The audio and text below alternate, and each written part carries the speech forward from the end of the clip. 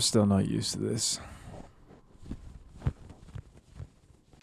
Super quick life update. If you don't listen to the Creative Herd podcast, I'll link it below if you don't. I'm a full-time freelancer, so I moved for one, and now I'm just trying to get into the groove of being at home and editing and taking photos and trying to make up things to do throughout my day while I'm trying to get more work and explore my creativity. But that's not what this video is about at all. What this video is actually about is kind of around this super loose and stupid question a lot of creators get, and that is, what makes a good photographer? Probably the most bullshit, vague, elusive question that we all get asked, and I kind of want to answer that. Well, at least let me get situated. I at least want to try and answer it. What I think it really comes down to is the overall experience that the client or the subject kind of experiences with the shooter, from the planning, the pre-production, to the production, to the edit, to the delivery. It's all about the experience that you have with the creator. We could honestly make a video specifically for each category, but where I want to focus is on the production, the photo shoot itself. Now, I don't want it to come across as one of those how-to videos and follow these 10 steps on and you will become a super sick photographer. I just want to give some insight on how I conduct myself and how I run my shoots and how I set the overall vibe for the shoot. Now, if there's anything that you think is useful and that you could use in your own setups and whenever you're doing shoots, that's sick. It's dope. That's super cool.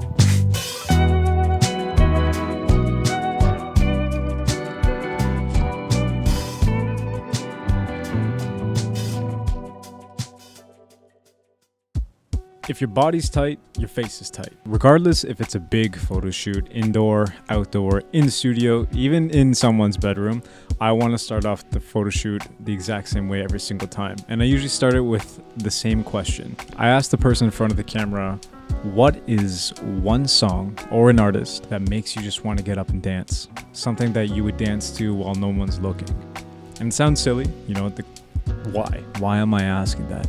And essentially, I'm trying to get you to dance and to feel outside of your body and to experience a space that is full of zero judgment and a place where fun can be had. Now, once I play that song, maybe they're not going to feel quite ready or comfortable to start dancing. So my job is to start dancing with them, pull out all the moves that I got in the bag. Commonly, what's going to happen is that they're also going to start opening up to me as well. They'll start moving around, they'll start shaking. It could start small. We're both just trying to get rid of any nerves that we both are having. Once they start dancing, what I'm going to do is I'm going to take photos along the way, and maybe I take upwards of 100 and one turns out. Maybe none turn out, but what does happen is that it creates this space and this room for us to both grow into, and it allows us to feel more committed and willing to the cause of collaborating and making art together.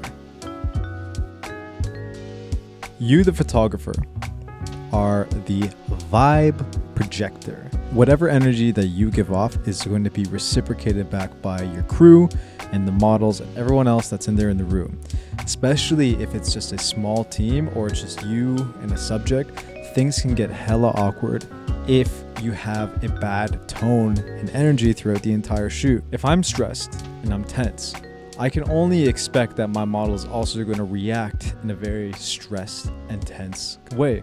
However, if I'm happy and I'm upbeat, again, allows the models to feel like they can meet me and reciprocate the same kind of feelings. I make sure to be a bit goofy. I try and be as goofy as I can so I can raise the ceiling so high that the model or models feel like they have space to grow with me. Even if they only meet me in the middle of my energy, I'm at least giving them a lot of space for them to grow into, to feel and match my comfortability. Comfortability between the two of us is the key to getting the shots that we really want here. And if they match the ceiling height that you set, then you're rocking. You're about to get some fire shots. I can't stress enough that it is very much so a collaborative effort. We are making art together. If I'm the ringleader and the quarterback of this photo shoot, I gotta make sure that I carry the team with positivity, with ambition, but make sure that the spirit in the room is the highest that it can.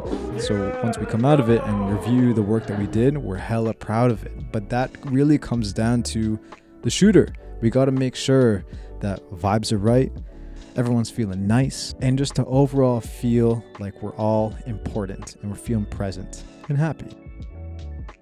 The last thing I want to share about the overall experience of in a photo shoot is probably the most important thing. And since you are the team captain, you're the one that's setting the tone at the shoot, it's incredibly important, completely imperative that you make the people who are in front of the camera and also the team around you feel like they're being taken care of. There's several ways to go about this, and they should all come in the same vein of wanting to achieve two things. One, everyone feels very safe and heard, and two, everyone is having fun. And the two of them must go hand in hand for the overall success of the shoot. One way to do this is to provide words of encouragement.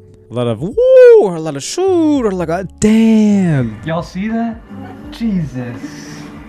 It's a lot of that. By providing overall enthusiasm and overall encouragement, it makes people feel safe. It makes people feel like they're doing a great job. It allows people to feel like they're contributing to something very beautiful. And that's going to allow people to feel like they're heard. The second way we go about this is a much bigger topic, and I'll probably cover this in another video. And that is asking for comfort levels. If there's an idea that a photographer or a filmmaker has in mind that may be a bit more suggestive or out of someone's comfort zone, it is 100% our responsibility to make sure that the subjects and the people around you are on board and are comfortable with what they're doing. That is non-negotiable.